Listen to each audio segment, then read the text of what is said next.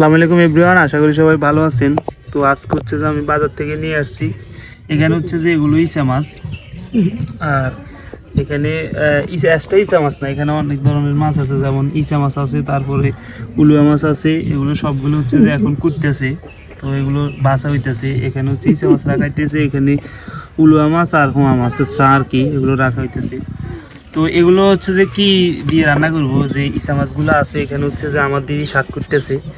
এটা হচ্ছে এটার কি এক মায়ের শাক, এগুলো হচ্ছে মায়ের শাক। তো এগুলো দিয়ে হচ্ছে যে ইসা মাছ দিয়ে রান্না হইব, আর এগুলো এক্সট্রা ভাবে রান্না করবো।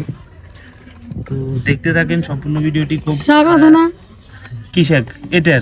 ও আচ্ছা, মায়ের শাক আছে, মায়ের শাক দিয়ে আর ইসা মাছ দিয়ে এটা দিয়েও কি ইসা মাছ দিয়ে রান্নবেন না? হ্যাঁ, তো এগুলো দিয়েই ইসা মাছ দিয়ে রান্না হইব। তো দেখতে থাকেন, খুব সুন্দর একটা রেসিপি হতে যাচ্ছে আজকে।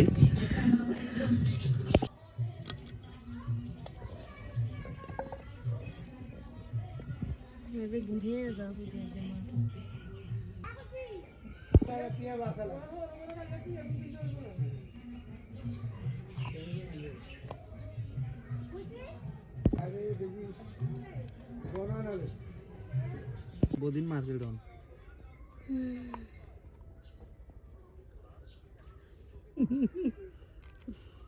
এগুলো হচ্ছে মাইরের শাক, এগুলো হচ্ছে মাইরের গাছ আর কি। তো এগুলো অবশ্যই সিদ্ধ করে নিতে হবে, নাহলে কিন্তু শক্ত থাকবে রান্না করার পরে। তো এই জন্য মূলত এগুলো সিদ্ধ করে নিতেছি। খুব মজার একটি রান্না হবে। তো মাইরের শাক দিয়ে, আলু দিয়ে, আর হচ্ছে এখানে ইসা মাছ আছে, ইসা মাছ দিয়ে। তো খুব মজার আর সিক্রেট একটা রেসিপি হবে আজকে। তো দেখতে থাকেন সবাই সম্পূর্ণ ভিডিওটি। তো এখানে হচ্ছে যে এগুলো সিদ্ধ হয়ে গেছে, তো এখন নিয়ে নিতেছি।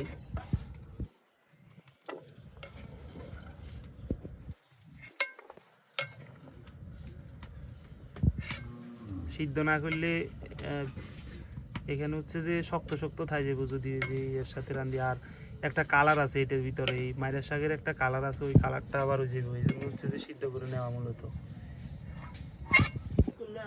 তো এখানে হচ্ছে যে ইসা মাছগুলো তেলের উঁচু দেওয়ার জন্য হচ্ছে যে হালকা পরিমাণ তেল দিয়ে নিতেছি। তো তেল হয়ে গেছে, এখন ইসা মাছগুলো দিয়ে দিতেছি।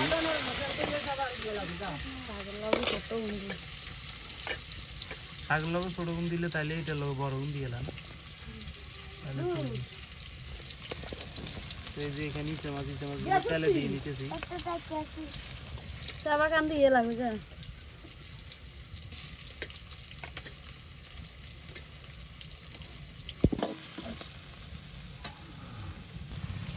তো লবণ দিয়ে দিতেছি পরিমাণ মতো, তরকারি বুঝে যতটুকু তরকারি লাগবে আর কি, তরকারিতে লবণ লাগবে ততটুকু।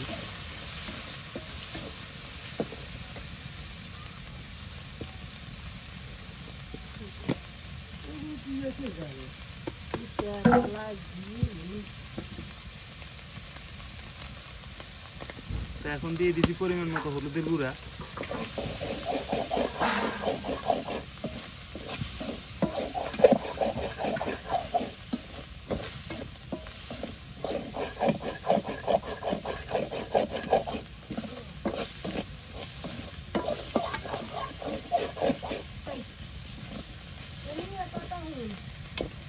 তো এখন দিয়ে দিতেছি আলুগুলো। ইসা মাছ কষানো হয়ে গেছে, তো এখন দিয়ে দিচ্ছি আলু।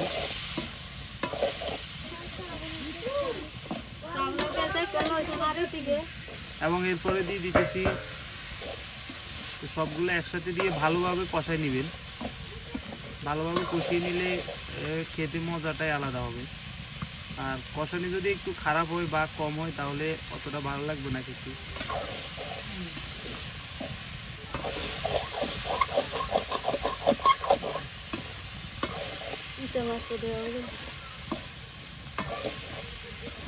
ইসা মাছ কম ইয়ে তোমার দেখি ভিজে গেলে তখন আর কম দেবে।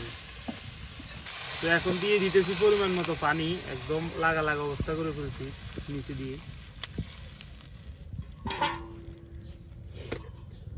তো এখন দিয়ে দিচ্ছি পরিমাণ মতো শুকনো লঙ্কার গুঁড়ো।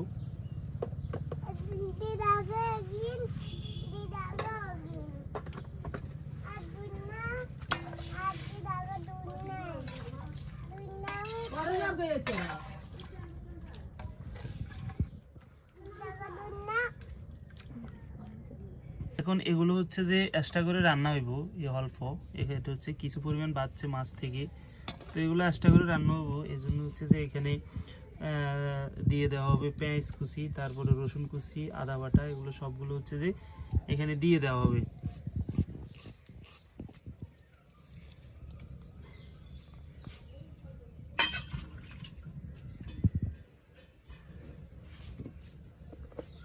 তো এরপর দিয়ে দেওয়া হচ্ছে যেহেতু মরিচ করে রান্না করবো একটু বাড়তি করে মরিচ,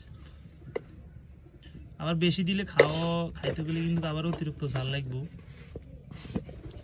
ওইটাও কিন্তু মাথায় রাখবেন। এরপরে দিয়ে দিতেছি পরিমাণ মতো হলুদের গুঁড়া,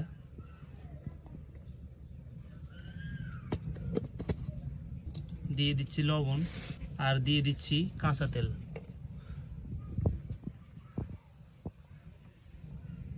যেগুলো হচ্ছে যে মরিচ করে রান্না করা হয়েছে ওগুলো ভালোভাবে মাখিয়ে নিতে হবে। এখন ভালোভাবে মাখিয়ে নিতেছি। এরপর হচ্ছে যে হালকা পরিমাণ পানি দিয়ে দিব, পানি দিয়ে এগুলো হচ্ছে যে চুলাতে উঠে বসাই দিব।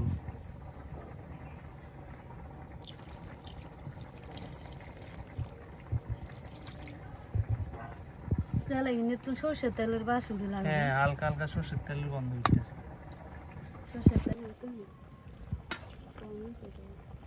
মনে হইতেছে কি একটা কম হয়েছে মরিচ দিয়ে। হ্যাঁ এখানে হালকা কিছু ইচা মাছ রেখে দেওয়া হয়েছে, এগুলো হচ্ছে যে এই যে এখানে শাক আছে, এই শাকের সাথে রান্না হইব।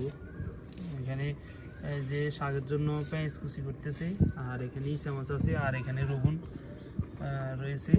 তো এগুলো সবগুলো হচ্ছে যে রসুন যেগুলো এগুলো সব কিছু রেডি করে রাখতেছে। এখানে আরেকটা তরকারি উঠে নিয়ে আসে, এটা ওই গেলে হচ্ছে যে এগুলো তুলে দেওয়া হবে। ইচা মাছ এখন দেখা যায়, তো ওই সময় কিন্তু দেখা যায় না। হ্যাঁ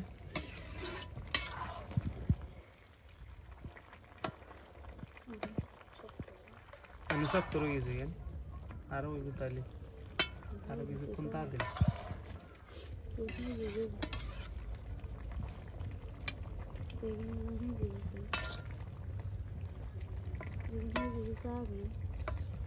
এগুলো হচ্ছে যে হয়ে আসছে। তো এই জন্য হচ্ছে যে হালকা কিছু পেঁয়াজ কুচি আর রসুন কুচি দিয়ে এগুলো হচ্ছে নামাই নিব।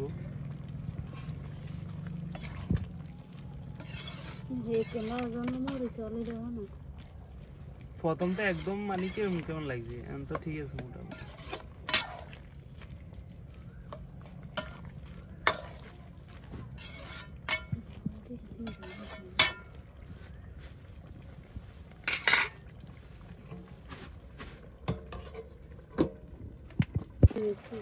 তো এগুলো অলরেডি হয়ে গেছে তরকারি, এখন নামাই নিব এগুলো। সে একটা ফ্লেভার বার হইতেছে, বিশ্বাস করেন কিনা জানি না, একদম সিক্রেট রেসিপি, গ্রামীণ পদ্ধতিতে রান্না, খুব সুন্দর একটা ফ্লেভার বার হয়েছে।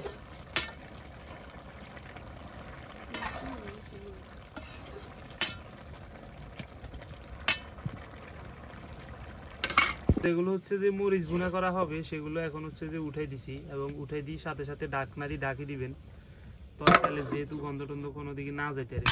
বাইরেশ্বরী হইলো এত বড় মাছ খাইলে একটা মজা আছে না, তবুও কোরাল মাছ খাইছি ক্যারিং সস যা বের আছে কন হাই রে মাছ। তো ডাকনাটা উঠে নিছি, এখন একটু লাড়ি ছেড়ে দিতে হবে। কত সুন্দর একটা ফ্লেভার বার হইতেছে, আর প্রায় হয়ে আসছে। এখন হচ্ছে যে ওই যে আগে যে পানিগুলো দিছি ওগুলো টানি গেছে, কারণ ওগুলো টানা লাইবার একটা উদ্দেশ্য, সেটা হচ্ছে যে আগে বলি আগে যেগুলো দিছি ওগুলো টানাই ফেলছি, এখন আবার নতুন করে হওয়ার মতো পানি দিছি। তো আগে যেগুলো দিছি ওগুলো টানা লাইছি, কারণ হচ্ছে যে নাইলে মাছ থেকে একটা মাছের যে কাঁচা গন্ধটা আছে ওইটা করবো। তো এই জন্য আগে প্রথমে যেগুলো দিছি পানি ওগুলো টানাই ফেলছি, এখন আবার নতুন করে তরকারি রোজে পানি দিছি। তো এই কাঁচা মাছ রান্নার ক্ষেত্রে এই জিনিসটা সবাই একটু লক্ষ্য করবেন। তো এখানে হচ্ছে যে শাকভাজি হবে, শাকভাজি করা হবে ইচা মাছ দিয়ে, তো এই জন্য হচ্ছে যে তেল দিয়ে দেওয়া হয়েছে। তো শাকভাজি আজকে একদম আধুনিক একটা সিস্টেমে শাকভাজি করে দেখাবো। তো আসলে যেটা হচ্ছে যে অনেকেই করতে পারেন না, বা শাকভাজির ক্ষেত্রে কিছু কিছু সিক্রেট টিপস আছে, ওই টিপসগুলো না জানা থাকলে শাকভাজি অতটা সুবিধা লাগে না। এখানে মরিচ কাটা হচ্ছে ইসা মাছের জন্য, এই যে ইসা মাছ দিয়ে শাক ভাজি, আর এদিকে হচ্ছে তেল উঠে দেওয়া হয়েছে, তো এগুলো কাটে নিতেছি। তো এদিকে তেল হয়ে গেছে, তো এই জন্য ইসা মাছগুলো তেলের উপর দিয়ে দেওয়া হয়েছে। ইসা মাছগুলো আগে একটু ভাজি করে নিতে হবে, তাহলে খেতে সবচেয়ে ভালো লাগে।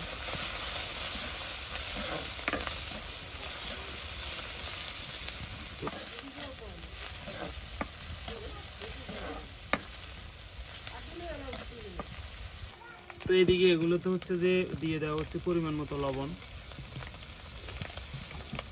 তো এখন দিয়ে দেওয়া হচ্ছে পরিমাণ মতো হলুদের গুঁড়া,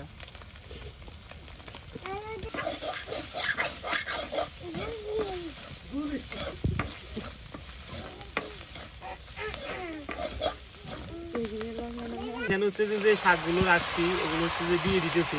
এখানে ইচা মাছগুলো ভাজা ভাজা হয়ে গেছে, এখন শাকগুলো দিয়ে দিলাম।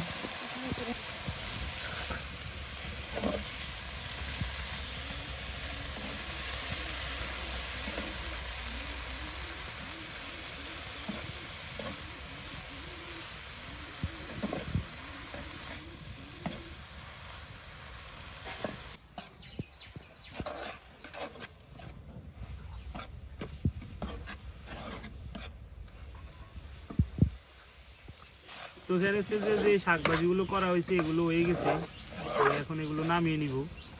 তো বন্ধুরা, ভিডিওটি যদি ভালো লাগে অবশ্যই চ্যানেল হলে সাবস্ক্রাইব করে দিবেন, পেজ হলে ফলো করে দিবেন। ধন্যবাদ সম্পূর্ণ ভিডিওটি দেখার জন্য। দেখা হবে পরবর্তী কোনো আরও নতুন গ্রামীণ রেসিপি নিয়ে। সবাই ভালো থাকবেন, সুন্দর রাখবেন আপনাদের চারপাশ।